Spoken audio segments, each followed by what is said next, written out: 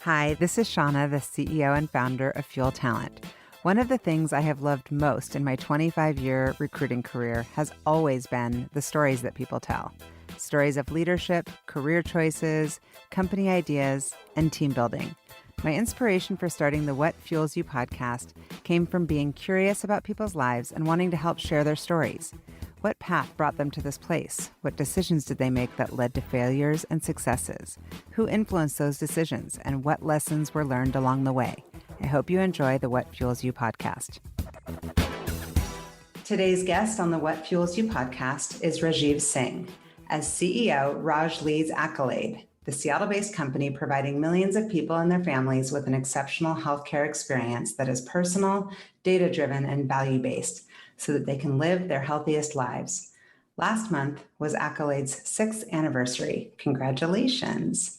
In 1993, Raj co-founded his previous company, Concur, the global leader in travel and expense management. Concur went public in 1998 and grew to more than $800 million in revenue, over 4,000 employees, and more than 25,000 customers before being acquired by SAP AG for $8.3 billion in 2014. Raj's desire to change the world extends into his personal philanthropy as well. In March 2020, as the COVID pandemic unfolded, he rallied a group of like-minded donors to launch the All in Seattle initiative that raised funds for local organizations on the front lines. Raj partnered with other Seattle area leaders to raise $10 million for Seattle for India to send crucial healthcare supplies to address the crisis. Singh graduated from Western Michigan University with a BSc. Today, he serves on the board of directors for several Seattle headquartered companies, such as Avalara, Amperity, Seattle Children's Hospital Foundation, and the University of Washington Foundation. Welcome, Raj. Great to see you. Great to see you too. Awesome. Thank you for being on. Okay, we're going to hit you with some rapid fire. What was your very first job? I delivered papers when I was 10, Detroit News. And then I was a busboy when I was 14. Nice. That's like a lost job. That was so big when we were being raised, right? The whole drop off the newspapers. They don't have them anymore. It's like crazy. What are those kids doing? No, it's like fully grown men now delivering newspapers. I don't know. I was making decent money at 10. I was bringing it home. I love it. I know you're into music. So who's your favorite band? Oh, I love music, and that's a really hard one because I'm all over the map in terms of my different genres. taste. Yeah, I love hip hop music. I'm a huge J. Cole fan. I love Citizen Cope. I love The Cure. Man, I love a lot of bands. So you've got a nice eclectic taste. I love it. There's almost nothing I won't listen to be honest. Well, how about country? Did you go to the Eric Church? I was like, yeah, you can have my tickets to that. I did not go to the Eric Church concert, but I'll tell you this. I am endeavoring to become a country music fan. I think it might be a little misunderstood by music snobs like us. And so I think I'm going to try. Okay. So if you could be famous as an athlete, musician, writer, or actor, or something else, what would you choose? Oh, athlete for sure. Since I was a kid, I grew up in Detroit. I've always wanted to be the quarterback of the Detroit Lions and finally get them to win games and win a championship. I wanted to be the Super Bowl champion quarterback of the Detroit Lions. It's not too late, Raj. I figured out. Did you play football? I did. My dad was a first generation Indian immigrant. And so he would see me. I was this 150-pound kid playing football in Michigan. And he's like, I don't even understand what you're doing. You're never going to play professional football, which is not a super inspiring thing to say to a 14, 15-year-old. But it did dawn on me at some point that, maybe I'm not going to be a pro quarterback. Yeah. I wasn't even a quarterback in high school. You guys have 2 kids, right? 2, one sophomore in college and a senior in high school. Yeah. And did anyone play football? Did anyone play football? Did your son play football? No, he plays everything else, but he did not play football, which I'm actually kind of happy about. I'm okay with it. Well, I'm asking because I'm always curious how smart people look at football today, because it's obviously controversial. And my son's very upset that I'm not letting him play. I'm like the overprotective Jewish mother. I probably would have let him play, Shauna. I probably would have let him play if he wanted to. But luckily for me, soccer turned out to be his game. Like, it's the game he loves. And so nice. Soccer and basketball is what he loves. Love it. Okay, so talk to me about these past, I guess, almost 2 years during the pandemic. What's the best thing that happened to you, or something that you hope to take away from this period? Best part is clearly family. We took our company public in the pandemic, Shauna, and that would have been 3 or 4 months on the road, gone. And I did all of that from my house, and I could sit down and have dinner with my kids every night. This was before my daughter went away to college. And so that part of the story, it's a blessing, a huge blessing for me. And it's hard to say anything's a blessing in a time of tragedy like the pandemic, but that was magic for us. Yeah. But I think given that it is such a traumatic time for so many, I think it is important to look at some of the blessings, because there are some silver linings for some people, some key takeaways. So I always love to ask that. I saw my mom and dad almost every day during the pandemic. I saw my mom and dad, and like that had not happened since I was a teenager. And so it was pretty cool. I love that. Okay. So what is something that you would get up early to do? Like really early? I do get up really early to exercise. It's the only time I can find. And so, like you, Sean, I just want to be young. I just want to stay young. And so like, I gotta get up early now. What do you do for your workouts? Earlier and earlier, unfortunately. Yeah. It's harder and harder to stay young. I'm a runner. And so I'll run and I'll do the mundane stuff. I'll lift weights. But I'm working hard and harder and harder. I'm a huge believer in exercise, so I get it. I didn't work out yet today. Right. I think so too. Okay, what's your superpower or your special gift? It's such a cliche, stupid question, but I'm curious. I think I can see other people's superpowers. I think I see the best in people, and it helps me put teams together. I think what I'm best at is putting teams together, and it's because I think I really do see what magic other people bring. That's amazing. And that is a very unique skill set. Okay, this is my final rapid fire, and we're getting into it. Tell me about an interest or a hobby that you haven't yet pursued. Oh my God. So many, right? So many. I would love, I don't think this is ever going to happen, Shauna, but I would love to learn how to play an instrument. The guitar, mostly. That's what I'd love to learn how to do, because it'd be cool, but I don't think it's ever going to happen. I think it's easier today than ever before because of all these apps. My husband's a guitarist, and several people that I've asked that question to on this podcast have had the same answer. Everybody wants to play the guitar. That seems like something you could absolutely do. So anyway, so you grew up in Michigan. You said Detroit. Are you into Eminem? Of course. I'm, as I mentioned, a hip hop fan. And so Eminem is a part of the story. There's a lot of great hip hop out of Detroit. Big Sean's from Detroit. There's a lot of good stuff coming out of Detroit. But yes, I grew up all over the state of Michigan, both in a small town called Kalamazoo and around Detroit. Yeah. And so you said your parents are first generation, or you're first generation? My dad came over from India to pursue his education in college. And my mom came over a few years later. So he left his wife and 2 children behind, my older brother and sister, in India, while he found a place to live, found an education. Like about 3 years later, he brought his wife and 2 children over, and then I was born here in the States. Oh, wow. Okay. And so when you think about your childhood, how much of being a family from India, I guess, defined how you saw yourself in the context of the rest of the world? What was, I guess, the population like in Detroit? Oh, definitively. I mean, I was an Indian kid first because my parents were different than everybody else in our neighborhood. And so we were, if you think about the incredible risk that a man who barely has any money takes when he leaves his country, leaves his wife and kids behind, and goes to a new place to live, that's pretty massive. And that defines him and his life. And that's my dad. And so we got to the United States, and by the time I was born, we were living in a tiny little house in a part of Detroit that you wouldn't really go to today.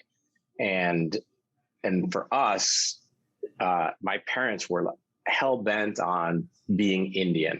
They were, a lot of first generation immigrants, Shauna, have this guilt complex about leaving where they're from, and they want their kids to be as Indian as they would have been if they were still being raised in India. And my parents had that going for a while. They were super strict, really uptight parents. And, my mom's wearing saris. My dad's like super proud of his heritage. Both of them were really thick accents. And so it was definitional for us as kids. We were Indian kids, and it was pretty clear to the neighborhood that was true. Mm-hmm. And all of us as kids responded to that differently. Well, the reason why I ask it is because I'm slightly obsessed with culture and just different people's cultures. I married a Persian Jewish man, and the culture is so strong, and I'm always like, and all of his cousins and all the different relatives have had different ways of identifying and different ways of keeping the culture alive or assimilating. And also just today, there's so much hate that I'm always curious. And I think it's really important to keep these stories alive and people's heritage stories alive and stories of origin. Yeah, I think that's awesome, Shauna. I think for us, if you're an immigrant family, we moved a lot, because when my dad got a better job, he could afford a better house in a public school district that was better, and education was everything. And so we would move. We moved probably 6 or 7 times, but from the time I was kindergarten to the time I graduated from high school, which meant, you're back then, Sean, back in the Stone Ages, right? You leave a neighborhood and you never see those kids again. And so you're moving into. Yeah, there's no Facebook, there's no Instagram. Yeah, totally. You're not keeping in touch, right? And so you move and you start all over, even though it was moving around Michigan. And so there was, I was not the most popular kid in school a lot of times, because you're showing up as this new kid. It's different in towns that don't always love different. But it was, it was miserable many times. But to me, it first led to me running for my heritage. I just wanted to be like everybody else. I didn't want to be Indian. I came back to it and I realized, like, okay, well, this is who I am, and I need to embrace it, because otherwise you're sort of empty. And I didn't realize that until probably college, to be honest with you. Your 5th grade friends, whoever they are, wherever they are, what would they have said if they could see where you are today? Would they be like, oh, obviously that kid would have gone on to be successful? Or like, no, he was kind of like a jokester? Like, who were you in 5th grade? I was pretty serious in 5th grade, because I had Indian parents who were like on me. My friends in college would be, and I talk to many of them now, would be shocked and are shocked by, I was not the most serious student for the first couple of years of college. And so you go through these waves, but well, you had the strict Indian parents. You had to let it rip in college. And I did. Trust me. That's great. I let it rip. So from the outside, because I know you peripherally, and we have a lot of people that, you're a very influential person in the tech world, I would say, for sure. And I see you as a few things that I would define. Obviously, you're great at putting together teams, which is something that I'm glad you recognize. You've done so many deals. Like, you're a deal guy, which it sounds a little, I'm not saying it in a sleazy way, but you're great at putting together deals, it seems. I'm curious, what's the first deal you ever did that made you be like, oh my gosh, I did that, or I got a higher juice out of that? I think I look back to my life at Concur, which is my first company, the first company I was a part of that I co-founded with my brother and Mike Hilton. And, at that stage of your life, you're 23, 24 years old. You don't know anything. I remember the first time I sat in a room, and we were working on a deal with Citibank, and Citibank is like, $200 billion company.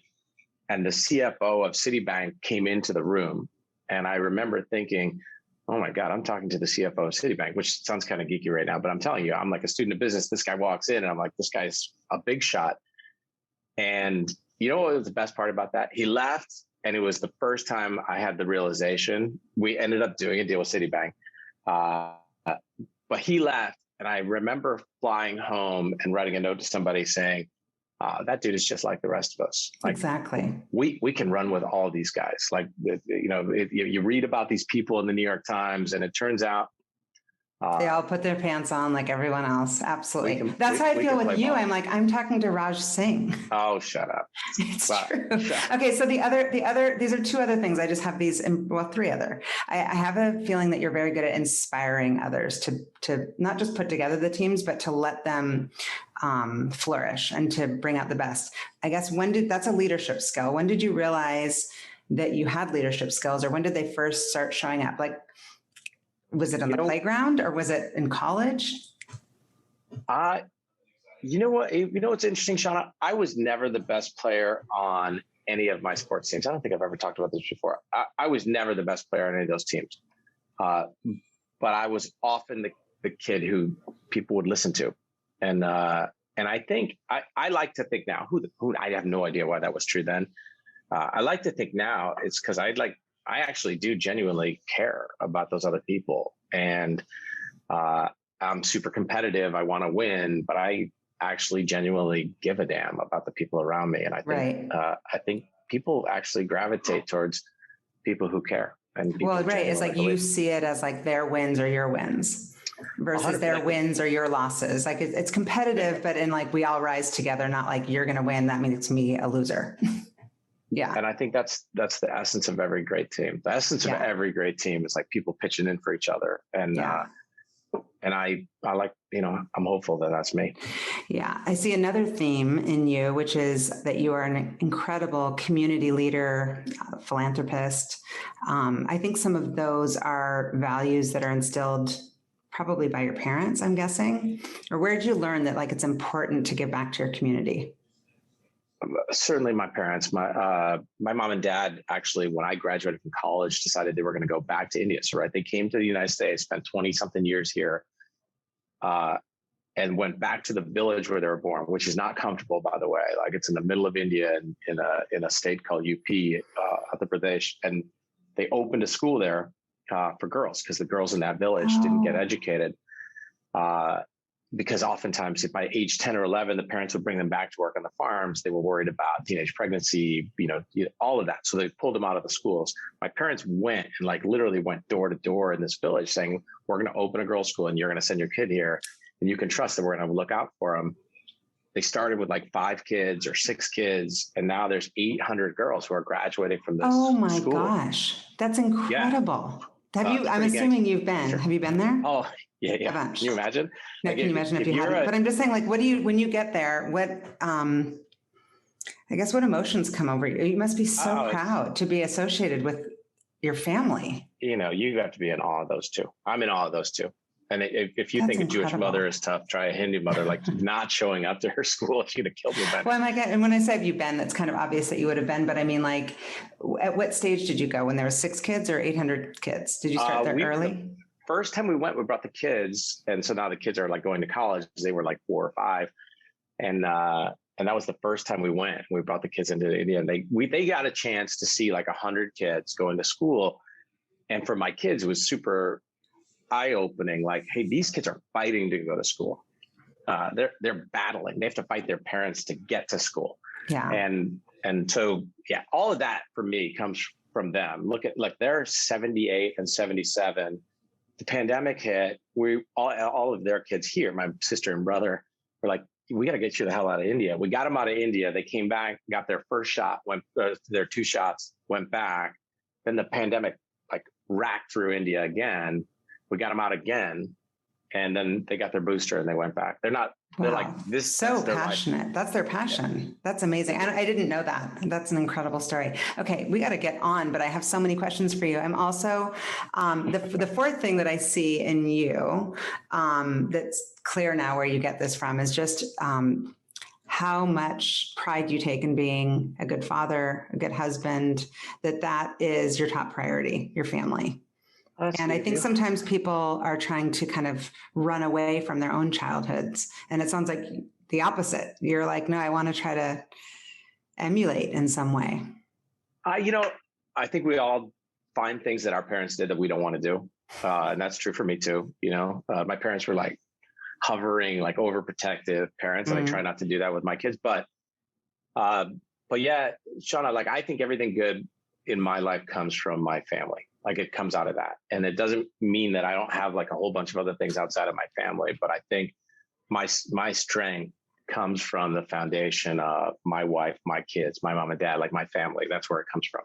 Yeah. So you got to nurture that. Like if you nurture that, I found it just took me a while to figure out that you got to nurture that. And then all the other goodness, like all the other fun comes from that. And that's like a life that I understand right now. Super important message. So you said you were kind of just like messing around those first couple of years, Western Michigan University. Is that right? So I went to another school. Yeah, I saw that. Dropped out and then ended up there. Yeah, I saw that. That actually makes me happy because I think we're talking about these hovering parents, and I've obviously got 3 kids that are teenagers, and it's hard not to be like, well, you got to make the best decision and go to the best school because opportunity comes from there. And you're like, when then you see some Raj saying, well, I dropped out, then I went to this other school, kind of messed around. Like, at what point did you realize that you wanted to pursue a career in technology? It was early days. I mean, tech was kind of like, what is that? Ish. It was early. I mean, I was lucky. Actually, 2 things happened. One, like I started school and my dad wanted me to be an engineer. I didn't want to be an engineer. And so I decided to rebel against my dad. And I realized somewhere in there, like, oh, wait, this is my life that I'm screwing up if I keep this up. And so, but my brother is 7 years older than me, and he went straight to California. He also dropped out of school, went straight to California and discovered like this place that was this magical place, San Francisco, that was blowing up with new technology companies.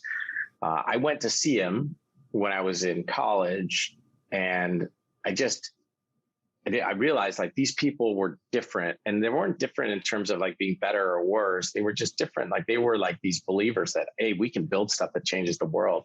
And I'd never been around people like that. And I just thought, whatever they're having, I want to have that. And that changed my life. And so in many respects, his courage to go west gave me the exposure that drew me to the West as well. And so I don't know if you listen to the podcast or if you listen to podcasts, but I love the podcast, How I Built This. And they just talk about those early days of like, how did you even come up with the idea? Like if we were there in a fly on the wall with you and your brother and your partners, what's the conversation? Oh, hey, do you have an idea? And then you come up with the team, or you have the team and you're like, now let's try to find something to build. Like, how does this happen? It was more the latter than the former. I think Steve and Mike were working together on a different company that was selling a lot of software to salespeople, and salespeople kept complaining about expense reports, which is where Concur started. And then I remember those days because we used Concur. Yeah. Yeah. Awesome. So we decided we were going to do that. And honestly, there was a lot of conversation like, really, are we going to work on expense reports? Is that what we're doing? Because it's not very sexy. Well, you're solving a problem, and not a sexy problem, but a problem, which makes it sexy. Right. A lot of people want it to be solved. So that makes it sexy. Yeah. And so it was more, we had some guys and we wanted to work on something. And it was really, Steve and Mike were way further ahead in their lives. Like Steve was like 30 and Mike was 28. I was coming out of school. And so I was along for the ride, to be honest, at the outset, and hopefully contributed a little bit more later down the road. And so what were your roles early on? Did you define those, or was it like your typical startup where it's like just, drinking from the fire hose? It was like a revolving chairs, actually, a little. Mike was the CEO to start. Steve was participating as an investor, but was working somewhere else because we needed money. And I actually wrote the first prototype of the application. Like I was the product manager. Steve eventually joined as CEO, and eventually I became, I think like a number of years later, I became the president of the company. And so like we moved around a bit between the roles, but it was just because the company evolved and we evolved as humans. Yeah. So Steve funded it out of the gate. It's like self-funded. Steve and Mike funded it out of the gate, out of their own pocketbook. I didn't have a pocketbook at the time. And so you're like, I'm just a dude out of college. Yeah, I get it. And so what was the business model? How were you planning to make money? Like charge people per seat? A long time ago, you're going to make fun of me now, Shauna. So like, just hold your tongue. I should probably know this. I prefer to not over prepare for these podcasts, even though you're probably, I answered this on 50 interviews. You should know this. No. We were selling software in boxes. Like, do you remember Egghead Software and CompUSA? I'm old school. I get it. Yeah. So we were selling in boxes, and then fortunately for us, because that wasn't going to work long term. I mean, it got us off the ground, but it wasn't going to work long term. Along came the internet in 1996, 1997, and that was when we really started like, oh, okay, there's a new way to do this, and we got to get to that. And the good part of that story is we had the courage to just ditch our old business model and go. And so who was the very first like big hire that you made, and how did you convince them to get on this train? We had a bunch of people that we came on like from, we were sitting in the first, this is a good story, Sean. But first interview first time we put like ads out for engineers, we were still in my apartment. It was Mike and me in my apartment. We worked in the apartment. So that was the only address we could put on the ad. And some industrious young man decided like, he's just going to go to the office and hand his resume to the hiring manager. And it was my apartment. It was like 8:00 in the morning on a Monday, which when you're 23 years old, working until 1:00 in the morning, you're not all put together at 8:00. I opened the door. The guy hands me his resume. He's like, I don't think I want to work here. Anyway, we did end up hiring a bunch of really smart people from schools like MIT, et cetera, that were a part of our story. So that's hilarious. So the guy shows up and he's just like, hands you the resume. You're in your apartment making your eggs. I'm literally in boxers and a t-shirt. And I'm kind of like, wait, what do you want? And he hands me his resume. We did not hire that guy. Did not hire. Well, it's very industrious. I like it. We ended up bringing people in with the idea that there was something big here that we believed in. And then we started finding people who were executives at other companies. Honestly, some of those hires didn't really work out really well for us, Shauna, because we went a little too big, a little too fast. Yeah. It's a constant struggle for people when I'm dealing with clients that are in startups and they're like, we want this big person out of like Microsoft. I'm like, well, I don't know. You know, you got to look at all these things and kind of try to not overhire too early. That totally makes sense. I agree. You got to find people who still want to do the work, not just tell people what work to do, depending upon the stage of your business. Totally. So who was your very first big customer, and who was your first customer to kind of re-sign on? Because obviously everyone can get a big customer, and then when they actually like double down, that's when you know. The same customer, Monsanto, was our first customer. And here's the quick story. They were coming to our offices. We only had like 20 people in the office, and they thought we were bigger than we were. And so we had maybe 30 people, maybe. And a lot of times people were not showing up until like 10 or 11 o'clock. Cause again, they worked all night. It was mostly engineers. And so we had to tell the engineers like, hey, Monsanto's coming to visit. You got to wear like normal clothes and you have to show up to the office. Make us look a little bit legit. Yeah, totally. Like, no, like don't come in flip flops and shorts. Like you got to wear normal clothes and you got to show up by 8 just this one day. And we crossed our fingers and it happened. And so we signed that customer. That was our first corporate customer. And then things kind of took off from there, Shauna. We got lucky and caught a little wave. Yeah. I mean, there's so much to talk about with Concur. I'm curious if you could highlight a few of the key takeaways as far as learnings that helped you as you launched Accolade. And also just maybe, I'm sure you mentor some people and give advice. Like, what are some of the key takeaways from your experience of 20 plus years? From Concur? Well, Concur had ups and downs, Shauna. It went up and then it crashed. In 2000, it crashed and our stock traded below $1 for like a year or two. And so there was some down periods, some really down periods, but I would say it ended on an up note, and the big takeaways were you have to have some courage behind your convictions. You're going to have to bet your company more than once if you really want to grow something material. And those bets are scary, but either you have the courage or you don't, and you're going to have courage behind your convictions and believe in things. The second is culture, people, values. Like it's all that. It's everything. It's everything. And if you lose sight of that, your business will deteriorate either quickly or slowly, but it will deteriorate. And I think the last for us was you have to build a core of people who believe, like a core of a team, and that team has to stick together, and you got to show faith in each other through some really difficult times. I think you do those things, and set 2 and 3 are obviously correlated, but you do those things, you got a shot. Like no one's guaranteed victory, but you got a shot. And how important is it to you, if you're giving advice to a young entrepreneur, to think about who to partner with as far as investors and how to choose a board? Oh, it's huge. It's huge. And I don't think people really understand it, especially first time, second time entrepreneurs, even second time, but first time entrepreneurs. You need capital, and it can be so, it is a bruising process going to ask people for money, and everyone's super friendly and wants to meet you, talks it up, and then says no. Or they keep you just warm enough to see what other people are going to do. Exactly. So everyone feels, oh my God, this is a great idea. It's a great idea, until they don't give you the money. And that process is so hard on entrepreneurs who believe so much in their idea that they grab the first dollar that comes in.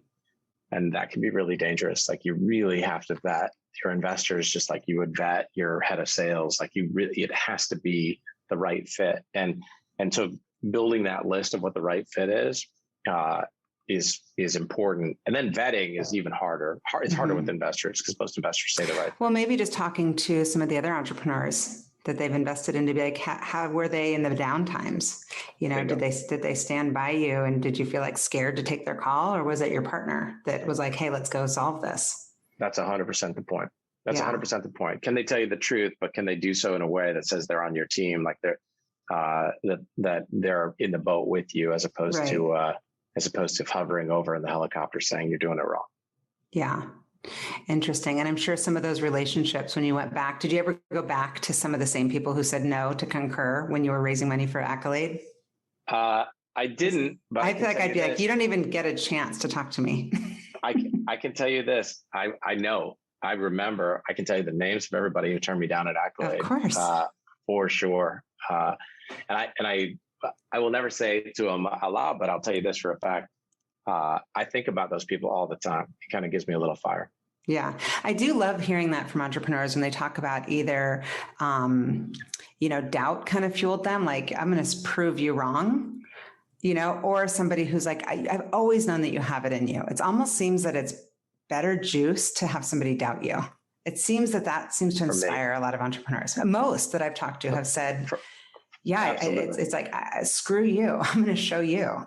Especially the ones who said like, hey, I'd fund anything you do, and then didn't fund. Those guys, I remember. And it totally fuels me. It absolutely fuels me. Yeah. So weren't people mostly thinking you were going to kind of chill for a little bit after Concur?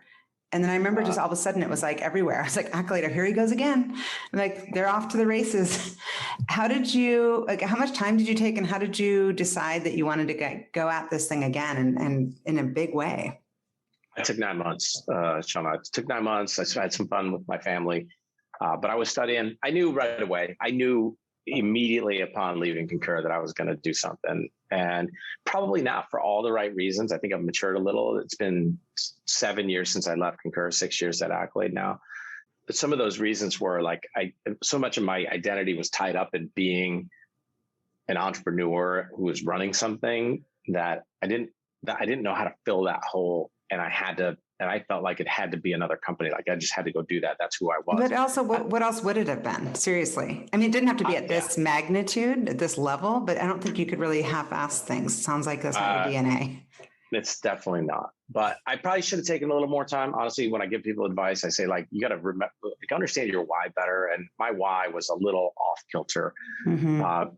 But it's worked out, meaning I found my why through the What's process. Your why today? I mean, your why, you're changing the world. Not to say that expense reports don't, but Accolade is a whole nother level. I mean, you're solving a very real problem. Some of the facts I saw on the website talking about how many Americans, 65 million Americans, don't have easy access to primary care physicians. Like, I was shocked to read that. And it says 1 in 3 adults lack a primary care physician. Like, these are things that we don't have to consider, but they're real. And then it says on average, it takes 24 days to schedule an appointment with a primary care physician.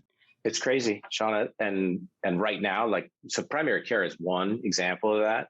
If you live in an inner city or if you live in a rural community, it's worse than those numbers. It's worse. And if you have a job that's, hourly, that you don't get paid time off, you're making a choice as to when you can. So now finding a primary care physician who sees patients after 5 o'clock, who's on your bus route, right? Like that whole thing, it just gets really, really complicated. So I think good news, the cloud gives us an opportunity to say, well, I can deliver primary care virtually. And before COVID, everybody thought, no way, that can't be done. And post-COVID, everybody understands it can be done, and it can be done at scale. And so we can solve these problems. We can solve the primary care problem. We can solve the mental health problem.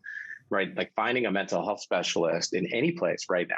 It doesn't matter inner city or rural or just in Seattle, finding a mental health professional who's seeing patients, you can't do it.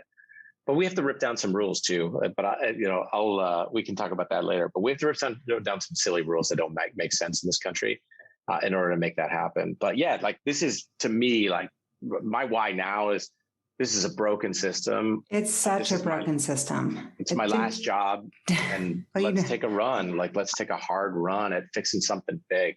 Yeah. And did you ever think that you were going to go directly to consumers, or like if somebody doesn't have a company that's using Accolade, how do they access your services?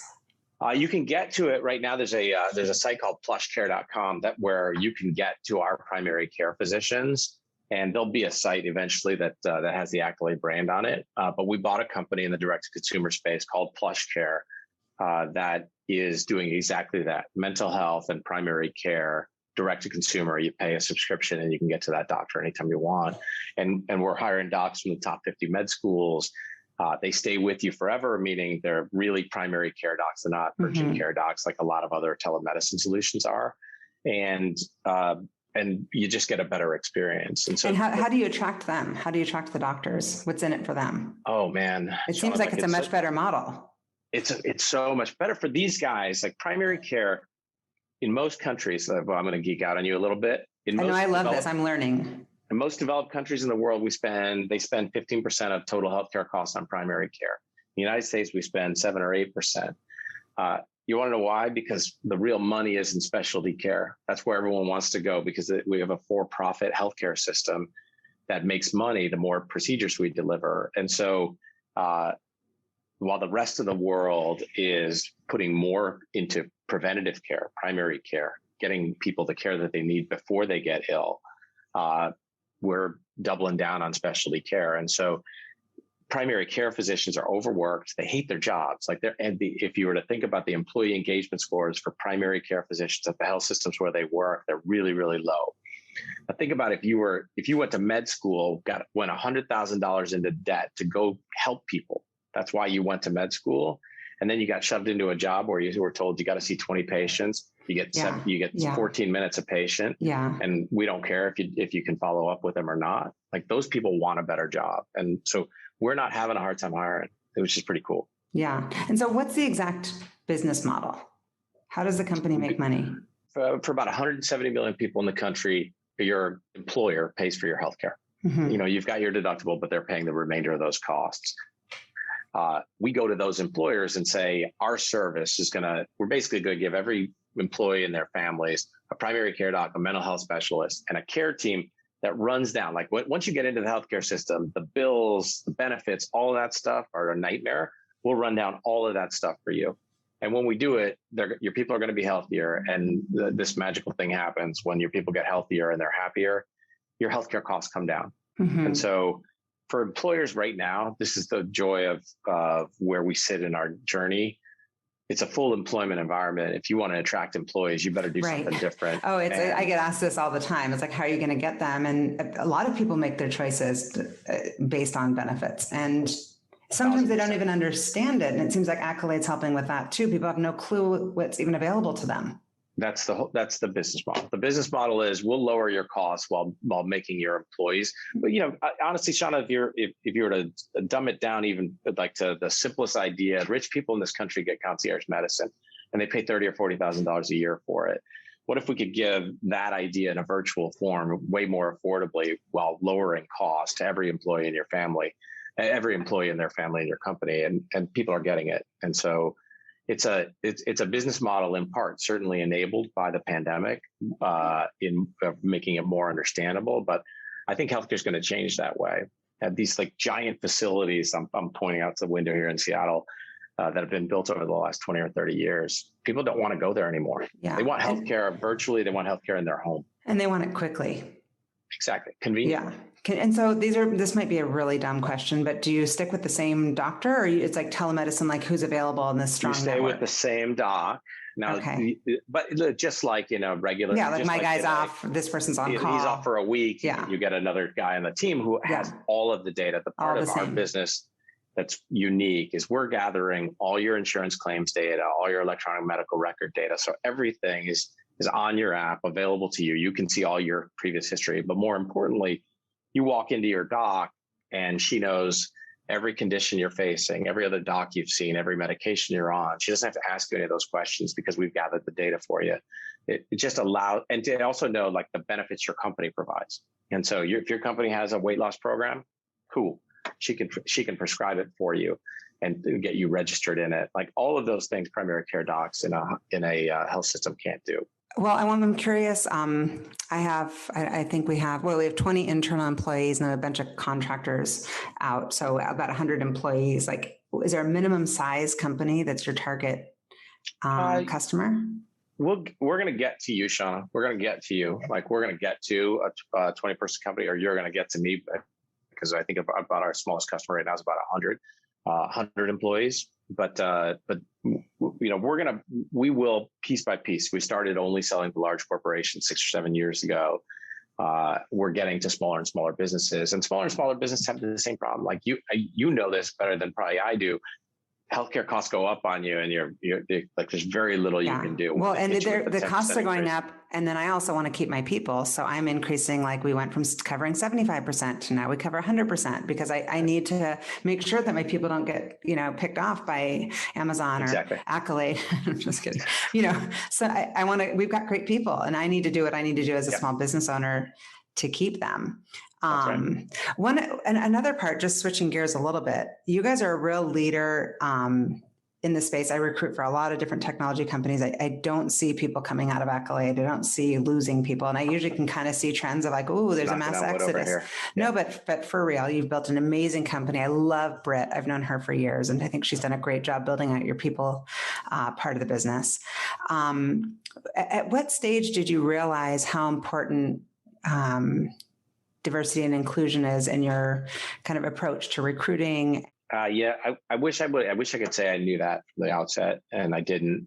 I think we understood how intentional you had to be about that later in our journey at Concur. Meaning, of course, we believed in these principles, but believing in them isn't enough. You have to apply them, and you have to tangibly operationalize them. Mm-hmm. I think, fortunately for me, when we started at Accolade, I was 47 and had some experience and realized, like, okay, good intentions aren't enough. You actually have to put structure in place. And then I think you've got to put, and you mentioned Britt, you have to put professional human resource capacity, or we call it people and culture capacity, in place that can teach your business about its importance. It's in part about what the operational structure is around DE&I, but it's also about training every operating manager in your company about why this matters, why it's good for their business, why it's going to improve their teams and their performance. And good news part of that story, Shauna, for me, like if you look, when I joined Accolade, I had 10 like white, over 60, over 70 in some cases, men on my board. Today, I've got a 9-person board with 4 women, a lot more diversity of every ilk. And it's a way better board. There's nothing wrong with those 10 guys, by the way, they were great. But this board gives me more value, more input, and helps guide the business in a way that's way, way better. Diversity in those rooms matters a huge, huge amount. And I can tell you personally, I've experienced it. It's not talk. Yeah. Well, I think when people think about it and they don't understand it, they're thinking about it from a perspective of like box checking, like, oh, good, we've got diversity, but we're actually, now you're living it. So you're seeing that it doesn't matter what color your skin is or what gender you are. I'm getting diversity of thought. And those things come from the fact that there's diversity of skin color and gender. And so it's just like, oh, I hadn't thought about it that way, or that perspective, which I think is super interesting.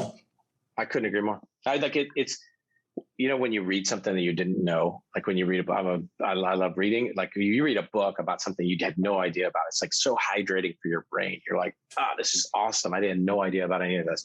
Yeah. I think that's the same thing about perspective, man. You hear people talk and you realize like, oh, I didn't even see that angle. It was a total blind spot for me. And that to me is hydrating. Like what do you like to read, Raj? What kind of books do you like to read? I read a lot of business. Like right now I'm plowing through slowly but surely. Daniel Kahneman, who's like a Nobel Prize winning behavioral economist, wrote a book called Noise, which is really, the joy of being a CEO, Shauna, is when you read a book, you can be like, hey, you guys all got to read this with me, because like we should apply some of this. And this book is about, there's bias in decision making for sure, but a lot of our decisions are also impacted by the noise around us. And so you could have two different judges seeing exactly the same defendant, and their sentencing could be wildly different. Or, and this is obviously relevant to me, two different doctors seeing exactly the same patient come up with two totally different diagnoses. It's not always about bias. Sometimes it's about noise. And sort of understanding what the noise is, like that's interesting. Just how to cut through it, I guess. Correct. And so I read books like this, to me, they're all about like, hey, how do I apply this to my interview process? How do I apply this to how, because, interviews are the same story. How do we apply this to how do we implement that in our software so our doctors aren't impacted by it? You got the growth mindset. It's awesome because sometimes people are like, I have it all figured out. Look at me. I did Concur and now I'm doing Accolade, and you've obviously had tremendous success, but you have the recognition that there's so much to learn and so many perspectives to hear. And I love that. Yeah. Tell me real quickly about Evolve. Evolve was our customer conference. We did this, we do a customer conference every year. I desperately wanted to do that in person. We had it all lined up in Arizona, and then Delta variant came and we had to shut it down. So we did it virtually. And it was, for us, we were unveiling a new category. We'd just done some acquisitions. We wanted the world to know we're a bigger, broader story than we were before. Yeah. We did that. Then we had some fun. It would have been more fun in person, but we had some fun. I got a chance to interview Andre Agassi. I went to school with Andre. I went to boarding school for tennis in 8th grade, and he was you there. Were at the Bradenton Academy? Yeah. Well, no, it was in the town called Bradenton, but it was Bolletary. Yeah. Bolletary. Okay. Yeah. So you're a serious tennis player, Sean. I was. I played in college, Pac-10, but I don't play anymore. I like to play ping pong, and I like to play pickleball, and I will play tennis. I'm going to play some tennis soon. But so you've got these different companies that you've partnered with. I read like Sword Health, Carrot, Vivante, Verta, RX Savings. Sure. There's so many. Are there? I guess where are you going with all these partnerships? Like, are there categories that you haven't partnered with yet? And if so, think about who are those companies? Think about it this way, Sean. If we're doing primary care and we're like your quarterback for all things healthcare. We're your primary care, mental health. We run down all your claims and benefits issues, but there's still downstream care. And that downstream care, here are your big cost drivers, and here are your big impact drivers in most of these populations: diabetes management, musculoskeletal meaning hip, knee, spine. Those are the areas. Everything hurts as you're talking right now. I'm like, yes, I have all those pains. But and the idea is that physical therapy is an option before we get to the knife, right? There's legions of data that says the majority of back surgery should never have been performed. We should not be operating on the spine as often as we do. And so the idea for us is acknowledging you're not going to fix a $4 trillion ecosystem by yourself. And so we partnered with a company called Verta in diabetes management. We partnered with a company called Sword in musculoskeletal physical therapy, but just doing it over your phone using sensors, et cetera. We partnered with a company in the RX business called the RX Savings Solutions. I love that. The idea is we have to find like-minded partners. And maybe the big premise, Shauna, as we look at partners, is we're saying the healthcare system in the United States was built on the healthcare geek speak would be fee for service. You get paid when you deliver a service, which means if you get paid to deliver knee surgeries, fire away, do more knee surgeries. The world has to shift to a value model that says you get paid when people improve, when their clinical outcomes improve. So if A1C levels go down, if your behavioral health scores, and there's it's so obvious. Listening to you talk, I'm like, it's so basic and obvious. I wish we could just shake up the whole system and be like, duh. That's the intent, right? And so we only partner with companies that believe the same thing. And if you do, that means, okay, we'll put your fees at risk. Don't get paid. And if you're going to do diabetes management, don't get paid unless A1C scores come down. Right. And so it's the principle that we apply with our customers, and we find partners who are really good at what they do. Like Verta's doing this incredible work where they're actually reversing diabetes. So our CMO, our chief medical officer, actually put his mother on the program. She'd been on insulin for 20 years.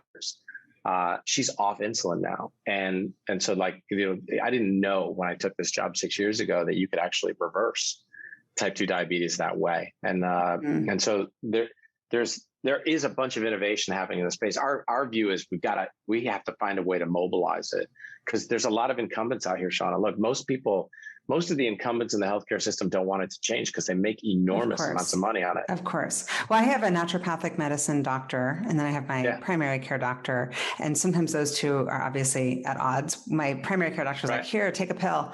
And my naturopathic medicine doctor, I'm thinking about nutrition and exercise and all these other things. It'd be awesome if it was all just under one kind of login, and I could just kind of have a topographic view of my situation, because I'm always trying to kind of hack it all. Yeah, totally. I think, and a lot of people are like you. A lot of people are like you, saying like, it's not just Western medicine. I want to try acupuncture. I want to try naturopathic medicine. I want to try Eastern medicine that's different. And you ought to be able to do all those things. And by the way, the healthcare ecosystem that's paying for it should pay for that too. They should pay for these other folks. And a lot of times what you hear from the orthodoxy is, well, that's not proven by clinical studies, therefore we're not going to pay for it, which is code for, I don't control it, I don't make money off of it, therefore I'm not going to pay for it. And then I'm out. And so are you doing any, this might be also a weird question, but do you do any sort of integrated partnerships with like a Fitbit or something else that's kind of like... No, it's not a weird question at all. We can also measure and track our behaviors? Yeah. And so we partner with companies like LabCorp, where they'll actually come to your house and draw blood, or you can go to labs that are less expensive than going to the health system. We partner with, increasingly we're partnering with, we're going to send scales into the home. We'll send blood pressure cuffs, et cetera, that kind of stuff. Love it. And so the idea is everything that you can do virtually without leaving your house, that's what you want to do. We could talk about return to work, Shauna, right? I'm in my office here in Seattle, and I wish there was more people here, but a lot of people want to stay home. That's where we're at. Yeah. And healthcare is even more so. Like, going to the hospital is a miserable experience. I don't care what you're going through. And if whatever you can do in your house where you're comfortable and where your family is, we should be enabling that, not discouraging that. Yeah. Well, I'm super inspired by what you're building. I mean, I have my own company, but I'm literally like, hire me. I wish that there were two of me. There's very few companies I'm like, I want to go work for that company because I'm passionate about what you're building. It's really cool. It's, the cool part about it for us, Shauna, is like, it's the number one, the recruiting, and you get this, like, you have to have something unique about yourself that's more than the money and more than the benefits program, even though we believe in the benefits program. And for us, it's like, hey, come here because you want to change the world. Like, if you're a great engineer, and I'll use engineering as an example, and you want to go maximize the throughput of the shopping cart at Amazon, like, go, that's cool. Totally go do that. We think we can we tell stories every month about people's lives that we had a massive impact, up to and including saving their lives. And like, dude, you can't get that anywhere else. From a recruiting perspective, Raj, the whole world has changed. And I've been doing this for 27 years. And these last couple of years, the sentiment around how people make decisions on their next career move have changed. I mean, it's not always, we've had people turn down, $400,000 for $200,000 based on, I get to touch the product, or I'm passionate about the project, or the product, or this team is incredible. Like, I think people are much more connected to their values through the pandemic, and they're making decisions that are completely different than they were. Recruiting's gotten turned on its head, is I guess the net. And I don't think as many people are thinking, let me go turn this widget on at Amazon. They're more thinking and especially even this next generation is even more so. I want to change the world. Yeah, can I put in a plug for this next generation? Yes, you can. I think they get a bad rap. Like, I'm pro these guys. I do. I am too. Some of my best team members are this generation. They want to hold capitalism accountable, and they want to do shit that matters. And like, I don't know, what's wrong with that? I think it's incredible. Are we so skeptical that we can't believe that they want to change the world? Like, right. We thought that. And I still think that. I'm 53. And so I think this, all this talk about how millennials are too pristine for the world, and, want things perfect, is BS. Like, I'm pretty fired up about this generation. I think they're bringing us good things. Yeah. So speaking of doing good, and I'm going to let you go in a second, but I have a couple more questions. you and Jill put together an awesome group. I read about it in your intro, putting together a group of business leaders to start the All in Seattle to raise money during the pandemic. That was March 2020. You moved fast and raised more than $27 million in less than 72 hours. Like, how did you do that? Oh boy. First of all, TJ Susan McGill, Heather Redmond, Matt McElwain, and Carol White. Like, there was a lot of people that got involved in that. Here's what happened from my view, and Jill gets way more credit than I do. Yeah. It felt like the world was coming to an end in many respects. Like, you just saw these restaurants and these bars and everything closing, and you thought, what's going to happen to those people? And so this is, I think, a joy of this town. I don't know that this happens everywhere. But I started calling everyone I knew and said, like, hey, what are we going to do? What is our plan? What are we going to do to help these people? Because we knew the government would eventually come, but the government wasn't going to come because the government just doesn't do anything fast. And so we said, okay, let's call everyone we know. And it just was like a giant phone tree, really. And then we said, like, hey, I think one thing we did do a pretty good job of, whether it was TJ or Susie or me or Jill, is people would say, like, hey, I could do this much. And we'd say, hey, the world's coming to an end. This isn't like your run of the mill crisis. And so you can probably do more. You can do more. And people bellied up. Like, people want. Were you blown away by how much you raised? That's a lot of money. That's great. And so what's the status today? Like, last year, my company, for our holiday gifts, and they hadn't done this before, but I called All in Seattle and just said, can I give this as my gift to my clients? Oh, that's awesome. And then they can choose because you're supporting so many different organizations, but it was a win-win. I loved it. So what's the status this year? So here's what's happened. That thing, which had no organizational structure, it was like nightly conference calls between all these families, and us sort of cobbling together what we were going to do next and how we were going to choose the charities that we would support, et cetera. We eventually picked up and handed in a organized way to the Seattle Foundation.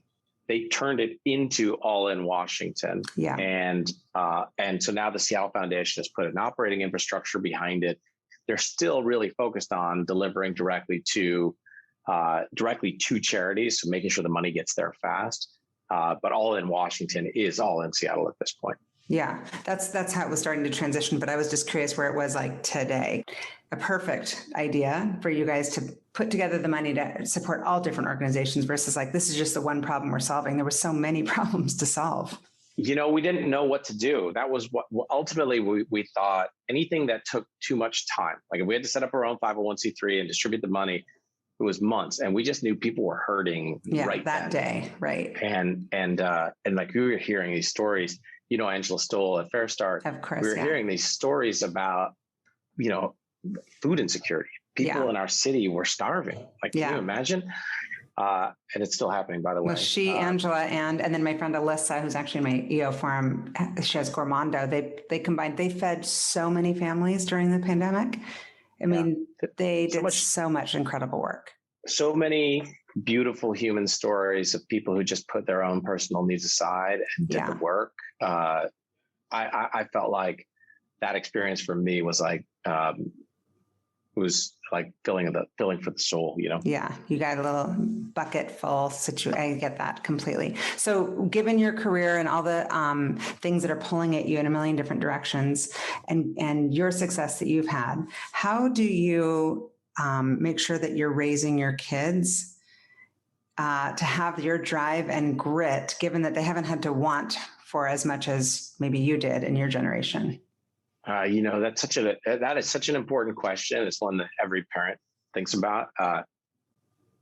We try to do it, for me, I'll give you the simple answer. There's a bunch of things we try to do on our day-to-day lives.